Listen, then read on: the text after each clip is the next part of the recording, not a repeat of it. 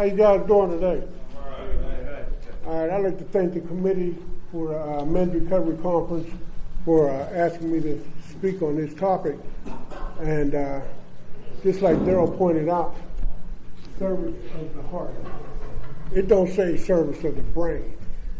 One thing about this disease, you can't outthink it. You can't outthink this disease. You might think you can outthink it, especially if you're using. You might think you can outthink it. But they told me a long time ago when I first came in Narcotics Anonymous, the furthest path I was going to have to travel was going to come from here to the heart. You know? And then I found out that even after the heart, it got to get through the gut. You know, so service of the heart. The heart is in the center. That's in the center. So it shows you that you care. And service is a way to show that you care. I still have an H&I commitment. And my clean date is August 20th of 1993. This topic, the heart of our insanity. Insanity was one of the. I had a dear friend, man, that passed last year, and he had two things he always said. One was, man makes the habit, and habit makes the man. And then the other thing that he always said was, out of step 2, do you believe it would be insane to ask someone for a heart attack or a fatal accident? It was his favorite step. And so that tribute went out to Frank T. That was a good friend of mine. And he passed, he was clean. Okay. When Phil asked me to speak on this topic, I'm like, the heart of our insanity. I'm like, I went to the triangle of self-deception. It's in that pamphlet.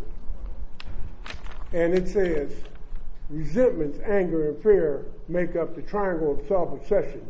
All of our defects of character are formed from these reactions. Self-obsession is at the heart of our insanity.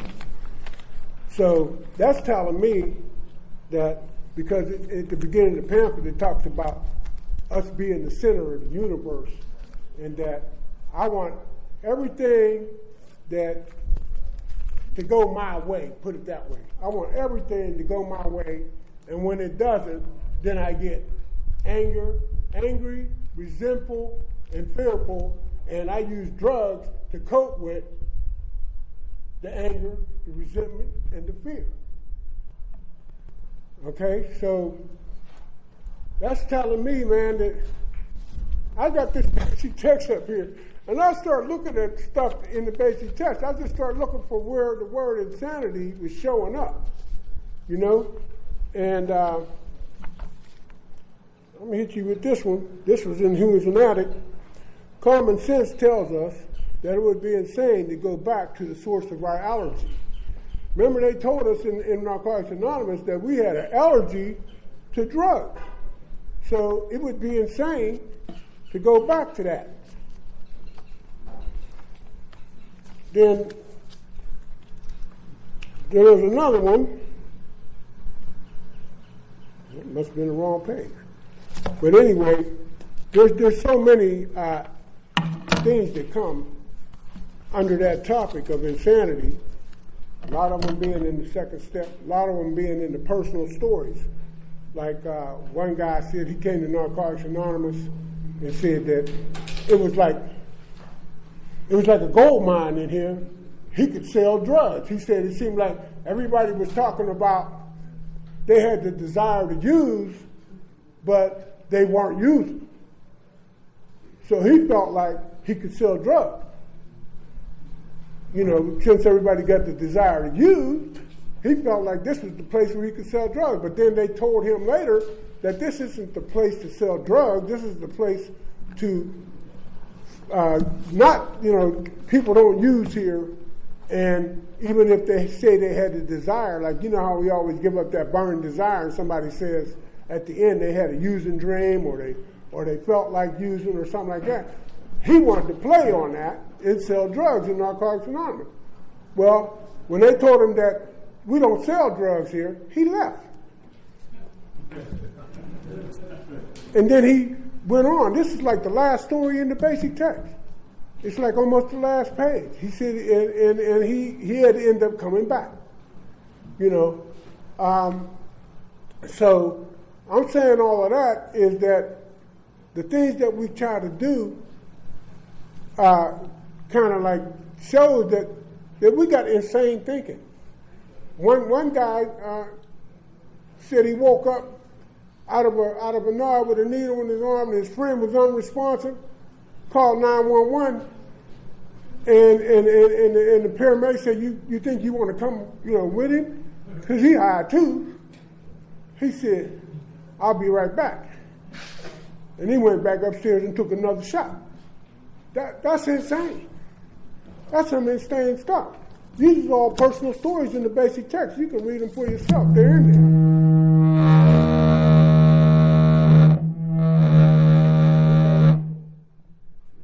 Well, anyway, I need to put some of my insanity into this here because I got to talk about me.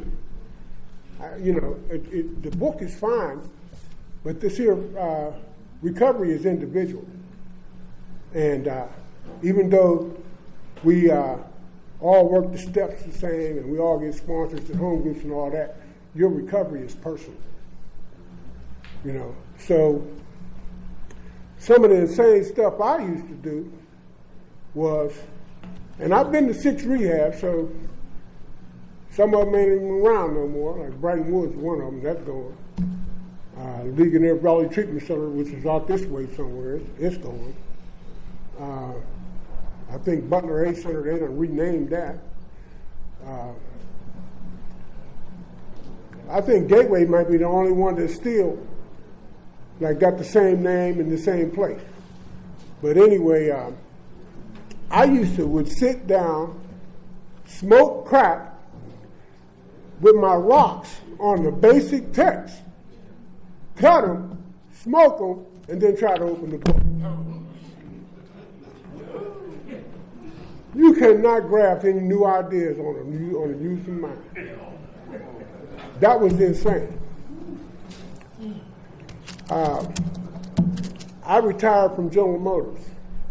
I was one of them persons that if you closed your eyes and had something laying there, I would steal it and help you look for it.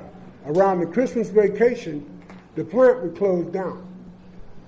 I climbed over the fence, went into the plant, and what my plan was, I'm going to steal this change machine out from between the 2 vending machines. So I have my little hacksaw, and I'm in the plant, and I'm sawing on the bolts that hold this machine into place. Now this machine, I weighed about 150 pounds. This machine probably weighed more than I did. But I'm going to get it. So I'm sawing, and there's the only people in the plant are the guards that go around turn keys. And I knew them just by their shadow. I knew this one, his name was George Schoenfeld. He came walking past, and I seen him, and he didn't see me because I bolted. I said, I got to get out of here. It was complete winter, man. Snow like that there. I fell down the hill. I jumped over the fence. I got barbed wire cuts and scratches. And this is the type of stuff that I would do to just use. All this insanity. So when I finally got clean, of course the insanity stopped. Some of it. I still had addict tendencies. I would go down to Kmart, clean, and me and Kmart had business. I was living in Ohio at the time. And I didn't even need anything. I was just taking things because I wanted them. And they told me when the pain gets great enough, you'll stop the behavior. So I was taking stuff that I needed. And at the time, I needed some. They didn't even have CDs then. They were still doing cassettes. I had 2 cassettes. And I used to always would like grab 2 off the shelf, put one back and slide one like that there, like, ain't nobody see that, and it looked like I put it back on the shelf. Well, I walked out the store, and here come 2 guys chasing me, and I had on a long leather. I couldn't run nowhere. I had a long leather on. They caught me, and whenever they couldn't find the CD that was stuck in the small of my back, now all of a sudden I want to act like you guys had no business chasing me. I ought to sue y'all. And then this one guy come by here and start co-signing my bullshit. Yeah, you should sue him. You should, But I already knew that I had to get away from that situation. But the pain, it got great enough from doing those insane things that I had to stop that behavior. Now, being clean for these 27 years, I just celebrated in August, I still do some insane stuff. I know in my heart that every year around this time, I get sinus problems. Right around the fall, it changes the season in the fall, I get sinus problems, I get the coughing, I get the hacking, I got to go see the doctor. And instead of me, because I know it, instead of me doing something about it before it happens, like checking in with the doctor, see what type of medicine I might need before this happens, don't do brake jobs, sitting on the ground on the cold, I do it anyway. And I get the same result. I get the same result every time. And they already told me that insanity is making the same mistakes and expecting a different result. And I make the same mistakes constantly. Even clean, I make the same mistakes sometimes. And that's not the only area, but there's other areas too that I make the same mistakes, and I always get the same result. I always get the same result. So I just like the food is smelling pretty good back there. But I'm just like, I'm an addict. I love Narcotics Anonymous.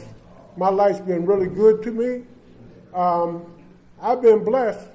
I'm gonna kind of end with this because I've been blessed that when I got fired from General Motors in 1993, and I got clean, and I was out of that job for 2 years. 2 years, man. And I would call them because my committee man said, man, you got to get at least a year clean before we might be able to get your job back. So when I got a year clean, of course I called them because, of course, everything revolves around me. I'm the sinner.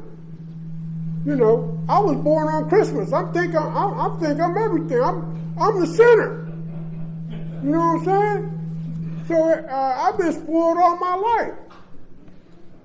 Around Christmas time, my mom used to give me a present for Christmas and money for my birthday. And it went on all the way until she passed 3 years ago.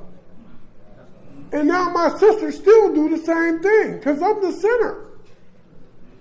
You know what I mean? I was so self-obsessed, man. It's the core of this disease, self-obsession. So when General Motors, when I called them and I said, hey, it's me, I got a year clean, and they said, well, the personnel director wants you to have a year and a half clean. I said, okay. So I get my year and a half clean, I call them up. Hey, it's me. What's up? It's me. Well, We get ready to rehire people. I hire people, and if we bring you back now, we'll mess up the quota. I said, okay, God, you got that. You got this. If I get my job back, I get it. If not, I know you got something else for me. So 2 years went past, and I got in an argument with the girl that I met in rehab. That last rehab I went in, I didn't go there to meet no girl. I did, though. And I moved in with her. She's my wife now. But anyway,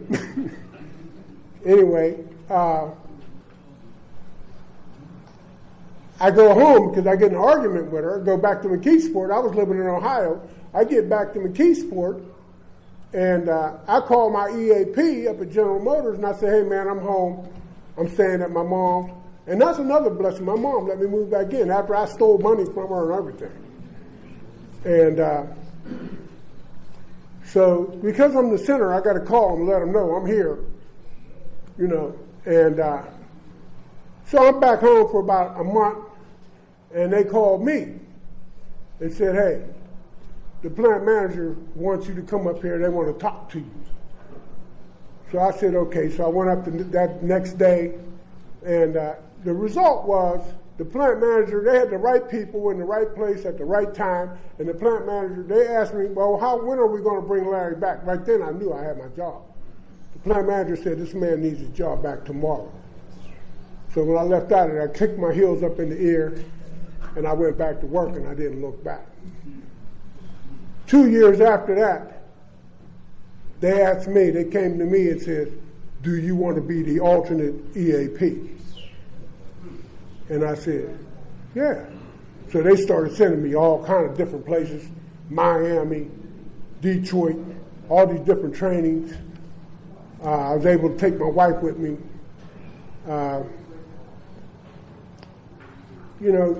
Recovery's been so good, man. It's been so good. I wouldn't trade this life for no other life. And I was able to help a lot of people, man. I was the alternate. When he retired, I became the EAP, and I had that position for like 8 years. I had my own office. I was able to help a lot of people. That was my thing. Service. That was my thing, man. Service of the heart. I care. And some people might say you're a people pleaser. I might be in that area, but I care. I'm one of them people that care about people. And I will help you in any kind of way I can. Thanks for letting me share.